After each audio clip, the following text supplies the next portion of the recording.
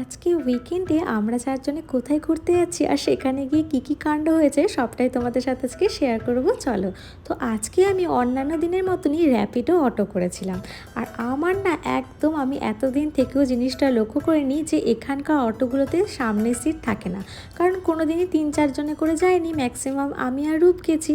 তো আজকে দেখলাম যে এই অবস্থা দিয়ে শেষ পর্যন্ত এই ভারী হয়ে গিয়েও মায়ের কোলে বসতে হলো। ব্যাপারটা ভীষণ একটা যাই হোক তাও হলো।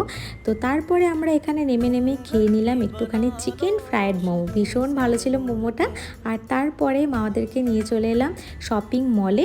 তো এখানে দেখেছো এই জিনিসটা তোমরা আগেও দেখেছো আশা করি, যে এখানে আমি এসেছি এর আগেও। তো এখানে মাদেরকে তুলে দিলাম ফটো, আর এখানে গিয়েও অনেক অনেক কাণ্ড হয়েছে, সেগুলো আসবো পরের ব্লগে নিয়ে। আর আশা করি তোমাদের এই ব্লগটা অন্যান্য ব্লগের মতো ভালো লেগেছে। ভালো লেগে থাকলে সাবস্ক্রাইব করে দিও। আজকের জন্য টাটা।